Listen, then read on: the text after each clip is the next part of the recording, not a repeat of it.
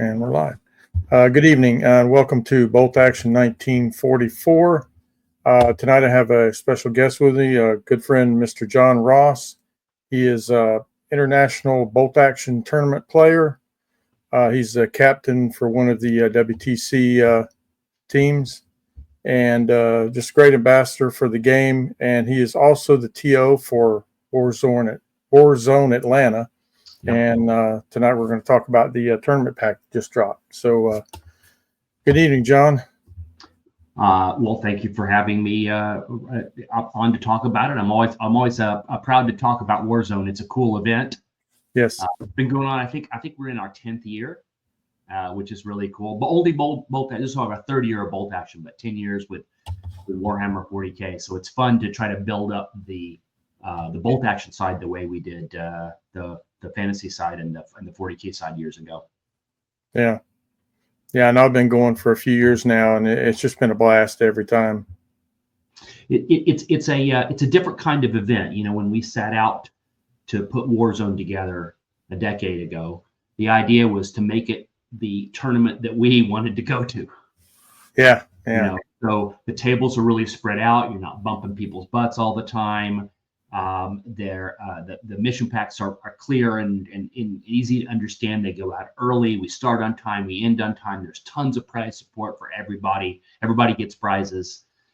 We feed you during the tournament, and then and then we even have drink service. We even have a couple of young ladies who will come by and take your drink order while you're playing. So it is, we consider it to be a premium event.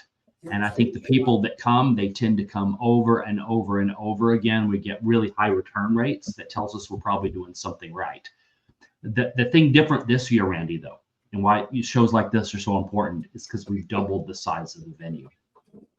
Wow. So much bigger. We outgrew the last hotel.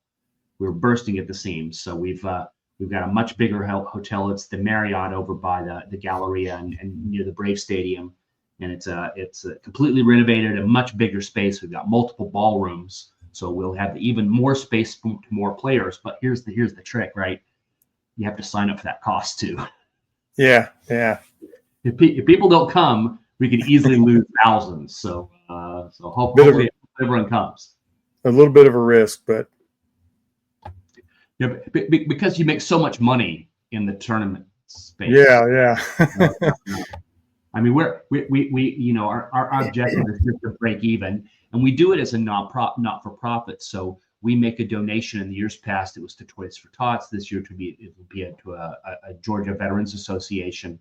But any of the proceeds above our operating costs go straight there, and no one's making any money. It's all volunteers, all just trying to make the hobby great for everyone and to make a really cool experience. Very cool. Yeah, I've always, I've played in a lot of tournaments and I've won some local tournaments, but this is one of them that I classify like, if you think of it in golf terms, this is like the Masters. It's the one you want to win. It's a major tournament. It's great. Well, we should have some a whole range of players will come. So Friday, there's actually two tournaments. So on Friday, there's I think it was kind of like an intro tournament. It's 750 points, no armor platoons or no artillery platoons. So it just simplifies the game down. And you do it so people can come and play in that 3-day tournament. And if that's all they want to do, that's fine. But it's also kind of like a primer to kind of get you some experience with V3 so that you can go into the Saturday and Sunday games with 3 solid, good competitive bolt action games behind you. And it's amazing how much you learn in tournaments. Yeah. And V3 is kind of new now. So, haven't been playing a lot of games. So the more you can get, the better. And I think you're going to have a good turnout because everybody's kind of chomping at the bit to get into tournaments right away. And so I think we're going to have a pretty good turnout. Well, I certainly hope so. But one of the things about tournaments is no matter what your skill set, if you're a beginner, you're intermediate, you just play with your friends, you're not really that competitive, or you are competitive. It's all legitimate. However you want to play is how you want to play. But when you go to a tournament, you get to see how people put their lists together. And just walking up to a table and talking with one of the more experienced tournament players about how they built their list or why they did it. You learn so much from army construction. And then you get to see these beautifully painted armies. I mean, oh my goodness, some of these paintings are just amazing, and that's always cool. And then the tables, the Warzone tables, we set out to make them, the coolest, most thematic tables in the hobby, and they're probably going to have more terrain on than most people are used to, but I think that's a good thing. And they're all challenged. Each table is a theme, so it's the invasion of Japan, or it's a what if scenario about what if the Fallschirmjägers had actually attacked Churchill's residence and attacked this a new table here, or Germany in the snow, or whatever. And each table is thematic. Each table has special rules for terrain on the table, so you don't have to get confused playing against your opponent. And it allows you to bring your army, all these beautifully painted armies, and you get to play on a beautiful table that kind of matches the environment. So the games are thematic, and the players are great. I mean, there'll be lots of rules questions. There'll be a ton of rules questions this year. Yeah. But I've never had a slow player. I've never had someone who was purposely trying to cheat or anything like that. So knock on wood, it's the same great community, and I hopefully we'll have a great turnout this year. Yeah, and speak of community too. So a lot of guys play in their little group. You get the same old terrain, the same old armies that you play against. When you go to a tournament like this, you're going to see all kinds of new stuff, which that's one thing that makes it so such an attractive event. Is you're going to see tons of you're going to play on 5 tables that you've probably never played on before, and see new people. Yeah. We should have some Europeans coming this year, hopefully. Cool. And I know that we have some brand new players who've never been to Warzone coming, as well as a lot of we have a lot of people that return and come every year. So it should be a great event. And I'm hoping all of your listeners are intrigued and they want to come. And, I've had players before where I'm not really ready for a tournament or whatever, and I say just come by. Yeah. In the Atlanta area or even close. Drive over for the weekend, have lunch with the players, see how it's unfolding, and then inevitably they come back the next year because they realize it's just a lot of fun. Even if you go to a tournament and you lose most of your games, even the worst, for the weekend, all you were doing was playing with toll soldiers, having a good time with a bunch of other guys into the same thing. Even a loss is still okay, and you learn so much stuff from playing against other people you've never played before. So I highly encourage everyone to come. Yeah, you usually learn more from a loss than you ever do from any wins. So this year, if we have rank beginners, if someone's coming in saying, I'm really new to this and I'm really unsure, for the first 2 rounds, I'm going to match them up with experienced players who I know are good coaches. Yeah. They may not win that game because it's an experienced player versus a newbie, but I think, or they can go into the random pool tool if they prefer. I mean, it's up to them. But if they want to be matched up with an experienced player who I know is a really good coach and can really help you along, playing somebody like Evan Souther, I know that you played before, or Stephen Cosgrove, or some of these other guys that are they're there to have fun. They're really great coaches, and they just want to make sure their opponent has fun too. So hopefully that'll make it really easy for newer players to come and be enthusiastic. Yeah. All right. Well, let's put these tournament packs on the table here. And I'll let you go through this. This is just your intro here into the tournament. Yeah, I mean, and there's a lot of words here. Essentially what I've tried to do, and Randy, you and I have talked about this a bunch of times. V3 is so new, right? That to walk in and start changing all the rules in V3, or coming up with comps, doing a bunch of limitations, so then who knows, right? How do we know? I played maybe a dozen games total. And that's probably a lot compared to some other players. And so what I tried to do is let the new game play the way that publishers intended. So the grand tournament, the Friday event is 750 points with a couple of limitations just to make it move faster. But the grand tournament part of it, the Saturday, Sunday one, it's 1250 points and bring in the platoons that you want. Yeah. And I'm sure that we're going to see some really tough lists. I'm sure that some of the lists that people think are really tough will turn out to be not all that, right? There's a lot of theory hammer going on the internet. Yeah. Hey, so are you going to have, after the deadline passes, you're going to go on with Bo and review some lists? Or you or Michael or somebody, I'll be glad to do that. Yeah, I will review all the lists. And if I see someone that's put together a list that is really just completely exploitive, especially if someone's trying to do a 40 dice list or something that they're just never going to finish the game, so I'm going to push back. You know, I want people to bring something competitive that they want to play. I want people to play with their toys. But on the other hand, I don't want people coming in and only getting through three rounds. So I'm going to use some TO judgment to pass muster. But you know, in years past, I've rarely had to exert any influence. Most players, you know, they bring competitive lists, but you know, it's the player that wins, not the list, and that's the way it should be. Yeah. And I will post all the lists so people can see who the full competitive field. And now the list deadline per your request, sir.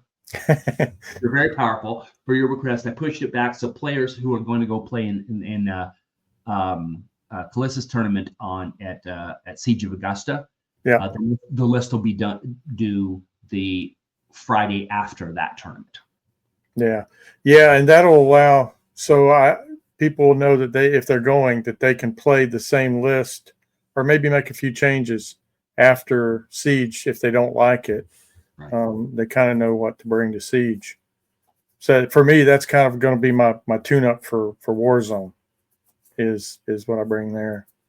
I think it's the first legitimate, 3-game tournament in Georgia for V3. I think Michael's run a few tournaments, but Michael ran one, but it was so early. It was small, and it was small. Small point totals, right? So this is the first. I think she's doing 1250, right? So it's the first kind of coming out of V3. So I think your insight, your request was smart. So in the scenarios, I went through the book, and I thought through the scenarios through the point of a tournament. And so like this first one, so this is Seek and Destroy, which is one of the mission types, right? Yeah. It's kill points. Everybody knows how to play kill points. You don't need a lot of additional, effort. But I made decisions on all of them. Instead of it being random, whether you're going to get table quarter deployment or you're going to get long, or whether random, whether you roll on or whether you deploy, right? I made those decisions for all of the potential 12 scenarios. Yeah. So the players would know if I'm playing kill points, I'm going to roll onto the table and I'm going to have the whole long table edge, not a table quarter to deploy. Right? And that way you guys can practice. So having made these decisions up front, I think will help players. You can take these scenarios, you can play around with your mates and experiment with them. And I think you'll find that while the book gives you all of these choices, sometimes the choices are really clunky. Like if you roll table quarters and you roll demolition, how do you figure out where the objective goes? How about land grab with table quarters? Yeah, because you have to go off the deployment zone edge. So that means you got to go off. You're basically going to be running at each other, literally. Yeah. I mean, the good news is that a lot of them are very different the way they play. The bad news is that some of them I don't even think work. So I went through and used my own judgment then to lay these out. So they're all going to be very consistent, and they'll tell you right up front how you're deploying, where's your table edge, how do reserves work, whether you can use infiltrators or not, whether you can and whether or not there's going to be any prep bombardment. I also changed the way prep bombardment works. My cat's joining the call. I played a tournament, Randy, at Historicon last year, and it was one of the scenarios with prep bombardment. And I played this young guy across me. He had an Italian army, and he left his vehicles on the table. I was playing British, and I was like, "You shouldn't do that," because I get 2 rolls, right? Yeah. And then I proceeded to kill every one of his tanks, armored cars, and trucks before the game. So not only had the game not begun yet, and he lost all of his vehicles, but because I was lucky, because I roll sixes. Yeah. But also, his morale was now down -3. Wow. So he's lost the game before he's even had a chance to roll the dice. That's horrible, horrible, horrible. So the way I've done it now is prep bombardment follows the rules in the book, except with the following exception, is that if you do roll 2 6s during your choice, right? After that, all rolls of 6 are counted as a 5 instead. 5s. Yeah. The maximum you can kill is 2 things in prep bombardment. And that's just to allow us to play the book the way the way the book is, but it allows us to not have someone have lost the game before it started. Yeah. So did the British get 2 rolls now, or would you have to wait for the Army Zub book to come out to see that? If it's in the stock rule book, then they do. I don't remember what the British special rules were, but yeah. Yeah. So I haven't seen it in the new book, but I know if you roll 1 dice, a lot of times you don't get 6s ever. But it's for something about rolling 2 dice together, you almost always get a 6 out of it. Yeah. So so with these scenarios, so I did I think there's either 10 or 12 in the pack. There's 12, yeah. Yeah, there's 12. You won't play all 12 while you're there. Yeah. And I tried to do an updated or a more fair, a tournament ready versions of some of these scenarios so that they will work. Because a lot of the scenarios in their book they're really bad. They're really bad. Yeah. You can destroy is easy. It's kill points. Go to the next one is land grab. Yeah. So one other thing too, you got secondary objectives, which I kind of like. Oh yeah. Because a lot of times, like especially with kill points, you could easily end up in a tie, and I hate ties because it's like, neither one of us won. But with the secondary objective, you can get that one and still win the game.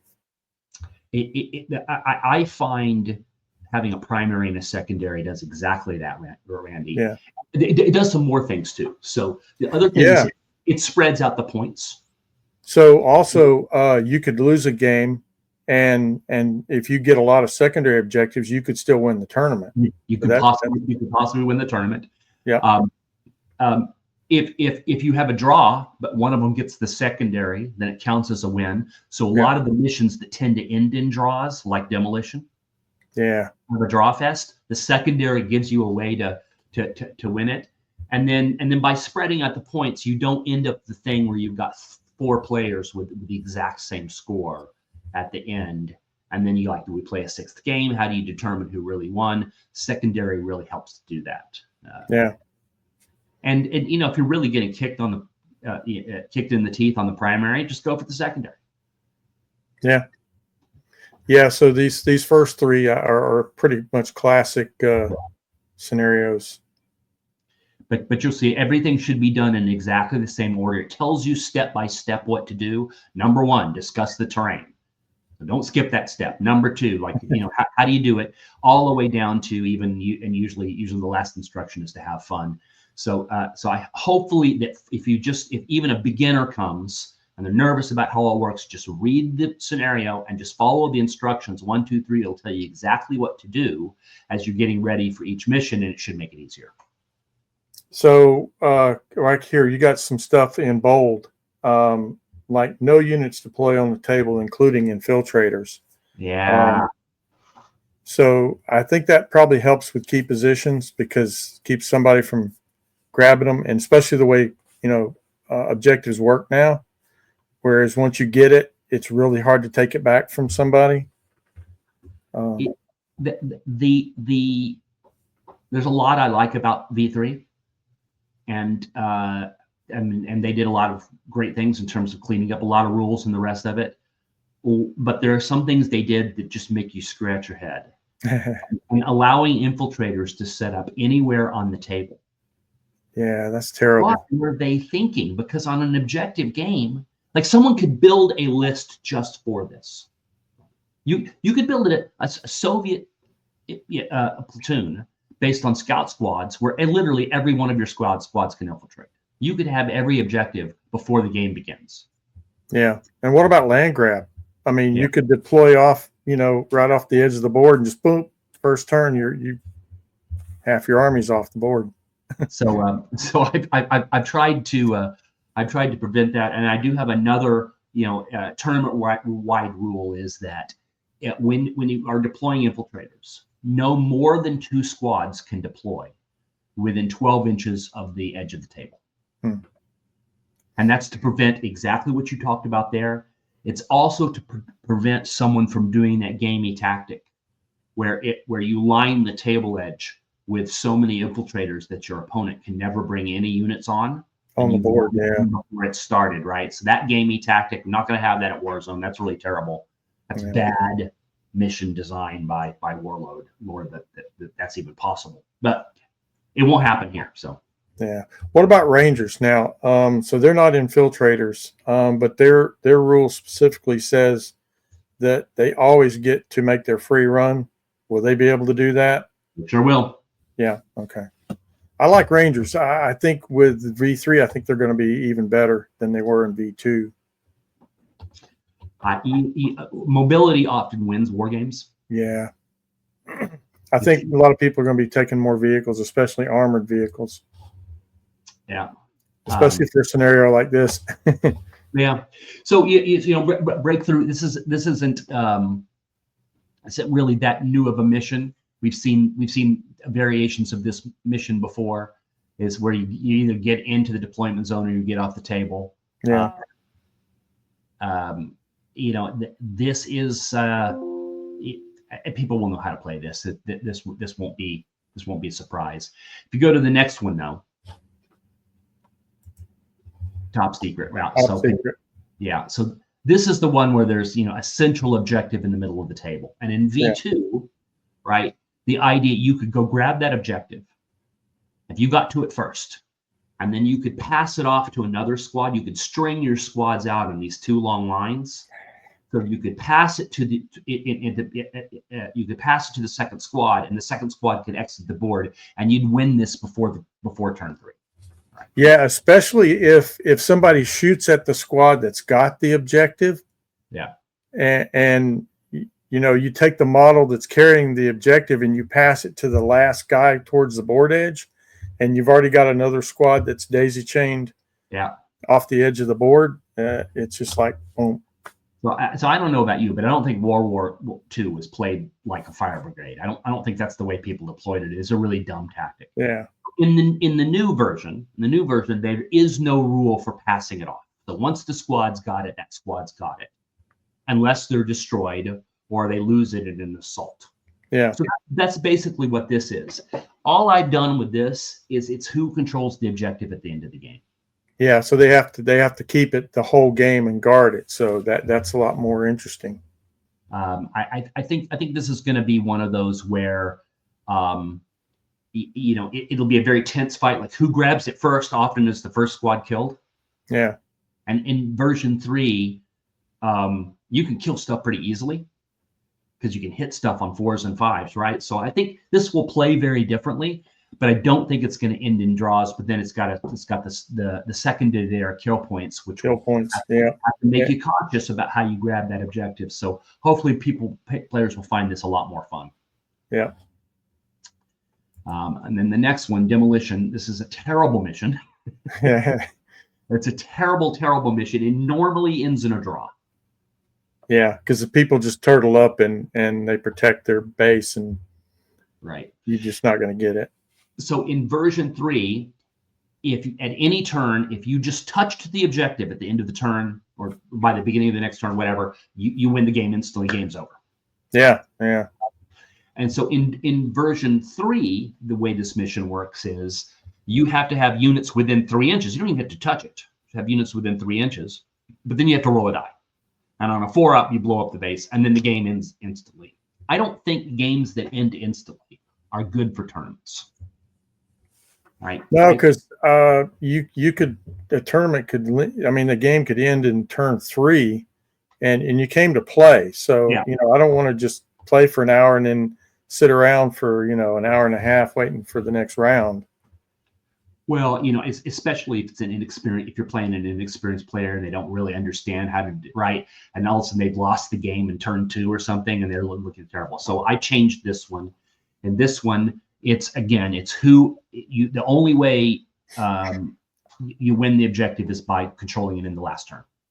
Yeah. Yeah. Right. So it's basically just a two objective mission. It's a two objective mission, but it'll be a lot easier for people to play and understand. It's pretty straightforward. And you have to be in contact with the objective, not just within 3 inches. So think of it like key positions where you just rolled up two objectives. Yeah, I actually I played in a tournament where I came in second. I won all 3 games, and I want to say it was the second game. We had the one where you have to kill the officer. Oh yeah. And the guy deployed it. I had Gurkhas, and I had Gurkhas in an LVT, and he didn't deploy enough. I mean, my LVT got them. Turn 2, I killed the guy. Yeah. I assaulted him and killed him, and it was over.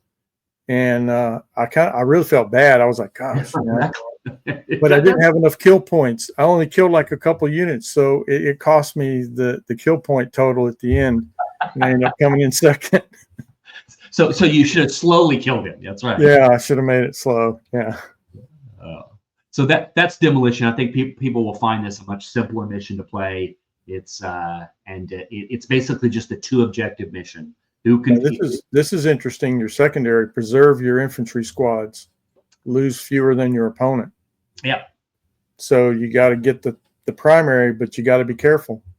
Right. I've never played a game of bolt action where I've ended the game and went, "Wow, I wish I had less infantry." It's always the other way around. You always wish you had more squads. And so yeah. I think that secondary may people. You'll have to play this one more cautiously. Yeah. Manhunt. This is the one where you're trying to in the V3 rules. This was the one where you kill the officer and the game's over immediately. Yeah. It's terrible. This is completely rewritten. So this is a kill points game, but you get different kinds of kill points. So you get a kill point for just killing a unit, but you get 4 victory points if you assault and kill a unit that's an officer unit. So like a platoon or a forward observer commander. Okay. 5 victory points if you assault and capture the company commander. So all these officers models now running around the table in V3 that are so powerful, they're also now in this scenario, they're potentially a liability. So it's a kill point mission, but if you assault, and the way this mission works, and we played this one last year, the way the mission works is, let's say I assault your squad, and it's the forward observer, right? And I kill it. I put a marker, I just grab the forward observer and I stick him next to my squad. And so I've just earned 4 points. Yeah. And as long as that squad's alive at the end of the game, I've still earned 4 points. But now you've got an opportunity to try to kill that squad, and if you do, I don't get the kill. I don't get the points. Yeah. So it's a kill point game where you can actually lose kill points during the game, which makes it a lot more fun and a lot more interesting. So if I bring my British, I see myself putting my company commander in an LVT with a squad of Gurkhas inside. So if they assault the LVT, they're going to face the Gurkhas, not the officer. I think all of us are going to have to learn how to play the officers. Yeah. So you got more on the table. They're in V3, small teams are way more vulnerable. Yeah. Yeah, because you don't get a small team bonus. There's no range. There's no range modifier. Yeah, they can go down, but still, what's a 4-up cover save for an officer team? I mean, they're going to get killed, So they're showing their heads. So I think a lot of people are going to experiment with putting them in vehicles or a lot of other stuff. It'll be really interesting to see how this one plays out. Secondary on this is board control, and that's if you're unable to get kill points, you can go for how many units you have closest to the center. So that's kind of fun. Yeah. This one is pretty much like the rule book. So you deploy 2 units. So in the new version, the defender can deploy half their army in that center circle. In my version, you're only deploying two squads, and then everything else comes on either as reserves or as a first wave. The difference here is that the things that you deploy in that circle can be both considered. They get they get hidden status, so +1 to the cover save, and they can deploy in ambush. So yeah, they're more vulnerable because potentially they're closer. They're the only thing on the table for the attacker to shoot at in the very beginning, but you can potentially set up an infantry unit and something else in a way that might get you an early kill. So that's kind of fun. Yeah, and also those two units are worth 0 kill points here. I see that. Yeah. Because before, when you played it, as the defender, like often those two squads died pretty easily. Yeah. Right. So by taking the kill point bonus away from them, it makes it a little bit, less risky for you to end up being the defender rather than being the attacker. I think this will be fun. I would encourage players, if there's a scenario for you to practice and give me your feedback on, it would be this one. Yeah. I'm really curious as to how people like it. It's the iffiest tournament mission in the pack for competitive play. Yeah, so I played in a V2 tournament at Cerebus one time, and then they had this mission, and it was almost like the Roman Colosseum. They had a ring of hardcover buildings and walls around it, and in the center they had just a fountain, and that's where the guy had to deploy his stuff, and he's just like out in the open with everything coming at him. Yeah. Well, this is a bigger radius too. It's a 12-inch radius from the center of the circle, so it's really so that we shouldn't see that here. Yeah. Here's land grab. This is the old sectors. Sectors, yep. This is pretty much like it is in the books, and really no surprises. The difference here is land grab in the book is just points for being in the quarters. Sectors, what used to be both the primary was points for things being in the different quarters, and then points for kills. Kill points here in this mission are secondaries. Yeah, because I think maybe in sectors kill points didn't matter at all. Was that? Am I right about that? No, they did. So they did. Okay. They did. So, and there's a story mission where they mixed two of them together. This is much more like the old version. Primary is you get points for having units in the two neutral quarters, or in your more for being in the opponent's deployment zone, and your secondary is kill points. So it should be players should have no problem playing this one. They should be very comfortable, right? Okay. This one's got a this one does have preparatory bombardment. Yep. So that'd be a question. Are you going to allow British to have 2 roles, or are we going to say what is the rule book? Yeah, so I don't have my book handy. I don't see it because they don't really tell you a whole lot. British don't really get a lot in the new book. They've just got those tough as boots and rapid fire, and that's about all they get. You understand there's people in your audience rolling their eyes as you say that. Is that all they get? Yeah. Double forward artillery observer strikes. That's really good. I have to say. Artillery observer may call an artillery barrage twice instead of once per game. And it does not look like that double roll on preliminary bombardment is still in the list. So the answer is no. I want to say they probably took it out because it's a little OP. Nasty stuff does happen. So the British company that writes rules for the British Army were slightly OP for British, huh? Yeah. Imagine that. Yeah. All right. I like this. Yeah. You played this one last year. Did I? You should have. Yeah.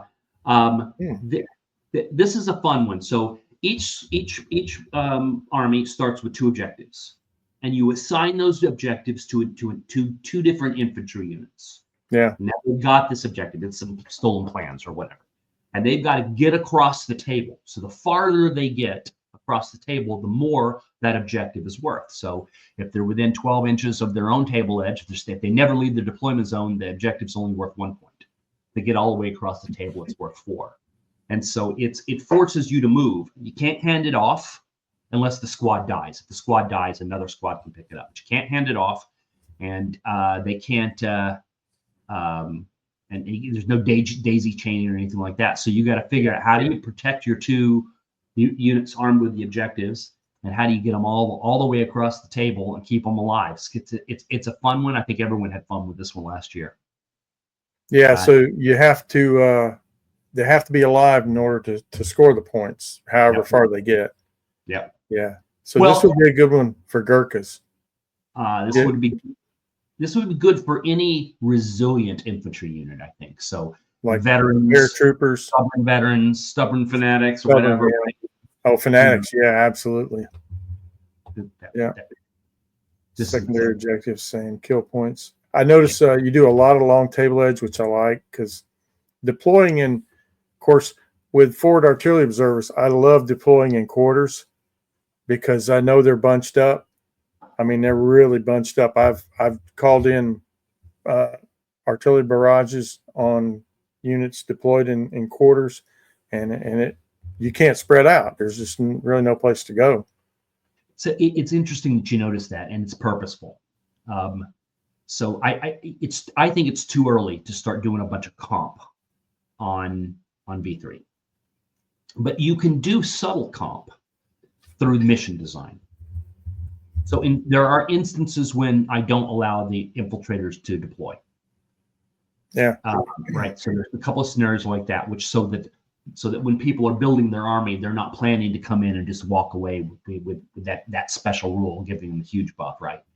And then also multi-launchers. So the table quarter deployment is a multi-launcher's dream. Yeah. Right. You're stuck over in that corner with your army, and there's just one building in there. I guarantee you, everybody in that quarter could potentially be hit. And so, with now armies able to spam, you can spam anything now, but if you want to spam multi-launchers, you can do it. I thought that a lot of it, that the long table edge deployment or the roll-on moves would be less a buff. Yeah. Yeah. For multi-launchers. We still see, I assume someone's going to submit a list with, 10 multi-launchers in it or something stupid, and I'm going to call them on the phone and go, do not play this. Please don't. Please don't. Right. Yeah. All good. So that's a unique mission. We played it before, and it's good. This one is also a semi-unique mission. This is a table quarter deployment, so it is. There's an objective in each table quarter, and just like sectors, you get points for the farther away you are from your deployment zone. All right, so the objective in your opponent's deployment zone is worth more, but it's objectives as opposed to units. So it's a 4-objective game. I don't think players will have any problem with this one. It's very, very straightforward. And then the interesting thing about this one is that kill points. So vehicles are worth vehicles and artillery and stuff are worth 2 points, but infiltrators are worth 3 points. Yeah, that'll prohibit them from just wanting to just drop them way back in there in the other sector. So I'm not comping it, but it'll make you think twice about how you deploy. You'll have to be a little bit more cautious. And then finally, I put in here that mules and horse toes are worth 4 points. Yeah, and that's important because they're very easy to kill. They're only 3+. So, yeah. That's because the troops are hungry. So yeah. Haven't been fed in a while. We've been out here, and I like this one too. I like timely objectives, I think, is what this used to be in V2. It did, and it's the same. And there are like a dozen different, tournaments have had variations of this, where the longer you hold the objective, the more points you get. So starting on turn 2, you could start scoring the objectives, and then you just keep scoring the points over the turns, and whoever has the most point totals at the end wins. This one is the challenge with any objective mission is infiltrators that can just pounce on it right away. So even infiltrators have to deploy more than 12 inches away from a objective. So that prevents someone with a heavy infiltrating army from just stomping on top of all of them turn one, but they can certainly get them turn two. Yeah. So even if they get there pretty quick, it gives you a chance to at least get up and contest it, so maybe they don't claim it right away. Yeah. But I think anyone who's played a lot of tournaments will have played a mission like this before, and I think there'll sort of be no surprises here. Let's see the secondary. So this is like you want to keep the enemy from pushing in. It's exactly the opposite. So you get a point at the end of the game for every one of the enemy that's still in their deployment zone. You get 2 points if they're still in the deployment zone. Yeah. And you get 1 point if they're still in their own table half. So, the problem with this style mission is you have to move up and hold it. And if you play against someone that's got a gun line, someone's got 4, whirlwinds or 4, quad 20 millimeter, artillery pieces or whatever, you'll just get mowed down, right? Yeah. But by having a secondary where you end up if those artillery pieces are still stuck in your deployment zone, you're giving up 2 points apiece. It could end up changing the outcome of the game. So it's intended to make you to make it a lot trickier to just blow somebody off the objectives, or if you do, you better kill enough stuff in order to be way ahead, because otherwise you're going to give up a whole bunch of points at the very end of the game. This is another one I would encourage players to play around with. Go ahead and try it. Give me your feedback on how it worked. It's a new one, and people will not have seen it before. Yeah. I played 2 variations of this mission, and I liked them a lot. So I think we should have fun with it. Yeah. So you're gonna take feedback from everybody. Absolutely. Yeah. That's why I wanted to get the pack out early. It's V3. Yeah. People may start playing it and they may discover something in V3 that I hadn't really thought of. So please, if you don't like it or you think it's unclear, especially if it's unclear, just let me know. Just reach out. Yeah. All right. And the last one is my version of Fog of War. I don't know what they were thinking when they came up with Fog of War, but it's just chaos. Some people really like it. Some people really hate it. To me, it doesn't feel like World War II. It feels like we're playing asteroids, where you went off to one side of the screen, you could come on the other, right? It's just so goofy. So what ends up happening in their version of Fog of War is that I bring a tank on in your deployment zone. I kill something. And then you bring something on, you bring a bazooka right behind me, and then you kill the tank. And then I bring on something, and then pretty soon there's this long chain of stuff, all in whatever table side they all came in, all shooting at each other at point blank. It's so bloody now. Yeah. And it creates mayhem. So that's not what this is at all. So this is a table quarter deployment. You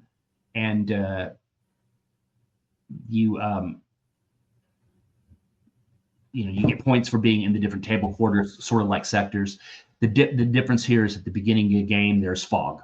So there's only 24-inch deployment. 24-inch visibility. Other thing that's different about this one is for infiltrators, you can deploy them any place you want on the table.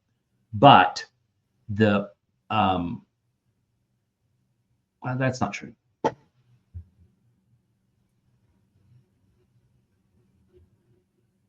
Yeah, no, infiltrators play exactly the way they normally did. I changed this one. This is a very simple mission. I think, wasn't it? So you can't come on the same edge as a unit that just previously come on that edge. You have to come on somewhere else, right? That's not this one. No, this one is, there's your deployment zone, and you can bring your reserves on for deployment zone. This is a table quarters scenario with limited visibility to turn one. Okay. So that would help a little bit with artillery observers, with them being bunched up, you still have that short visibility from your forward observer. Yeah. Unless you deployed him, like you'd have to put him in one of these neutral sectors where he could see all the way into the other enemy quarter, and then bring the bombardments in. It is. I think it'll prove to be a fun one. I don't think that people will have a problem playing it. Yeah, it'll be an easy one for people to kind of get their head around. Okay, so there is something new, and that is the next page. I believe it should be the tertiary. Yeah, tertiary. All right. So the idea here is this.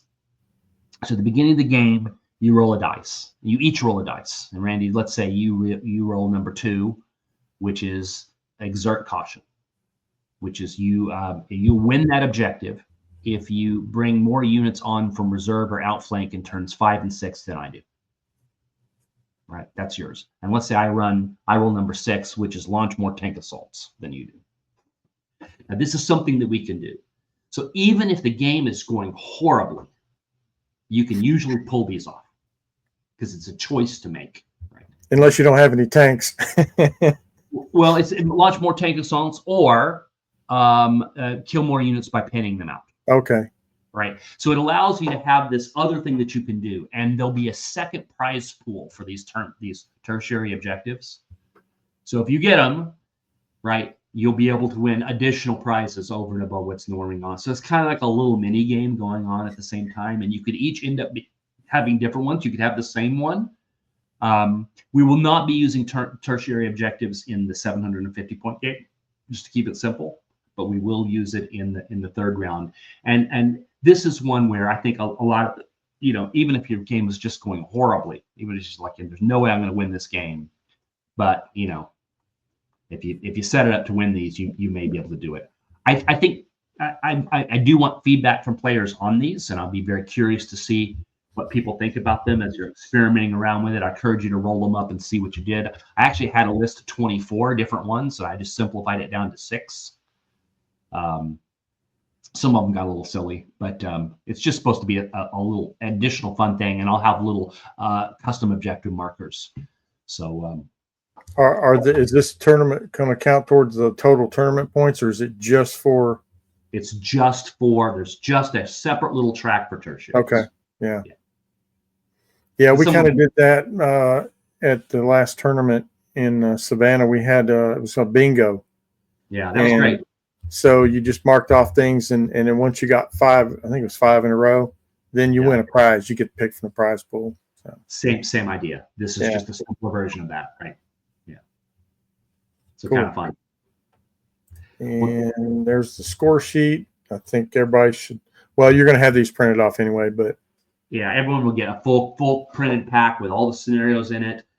Each scenario, the scenarios go in order that you will play them, so it won't necessarily be in the order that you're seeing here. And as you pull off, and then you'll have your master score sheet. And you'll each fill in the score sheet. You'll turn them into me, and then when you come back after the break, your score sheet will be on the table where you'll be playing next, with your opponent's name written in. So yeah, cool. So secondary objectives are worth 3 points. So you could lose a game, and if you got all of your secondary objectives, that's going to be 15 points right there. That might help put you back over the top.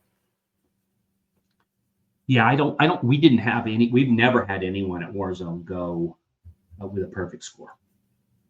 No 5-0s. But we've had, but it's not unusual for have 3 or 4 players that are really spread out. Now we realize you also at Warzone you do get points for painting, and you get points for sportsmanship. Everyone starts with 100% of all the points you can get. So it's only points to lose, and we haven't had sportsmanship problems at Warzone before, so I don't expect that would happen. But if someone comes out and they haven't lost any sportsmanship. They've got top marks for painting, and then they get a favorite opponent vote or 2. That can put them way up in the running So even if they didn't win all their games, they could still be the overall winner. Because I think that if you're winning your games and people are listing you as their favorite opponent, that ought to count for a lot. Yeah, you know what'd be nice too would be maybe a point or something for a totally themed army. So there's another award. It doesn't count to your tournament points, but there's Okay. another award, and that is best army, and that's player voted. So you can only vote for your favorite opponent amongst the 5 people that you played, but you can vote for anyone's their favorite army. Favorite army could be their theme, their design, their display board, whatever criteria the players want. And so, you can have someone who's technically an absolutely spectacular painter, and they should deserve an award for that. That's just pure painting. Yeah. The second one involves theme and the display board, and the force, and is there a history behind it and all that. So it allows us to give awards for both, because both are deserving.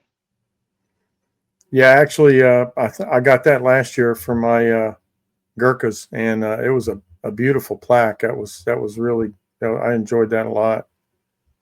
Looks like my camera is frozen, Randy. So yeah, I see that. So maybe we should wrap this up. Okay. Yeah, let's do that. And so also real quick is this weekend I'm going to be playing Mike Baker, and we're going to videotape the game. Very cool. And he's going to be bringing Fallschirmjägers, and I'm going to bring a totally themed British paratrooper army. Everything that they bring is something that they would have been able to drop in with. Well, I look forward to seeing pictures of that. That looks like it's going to be really cool. Yeah.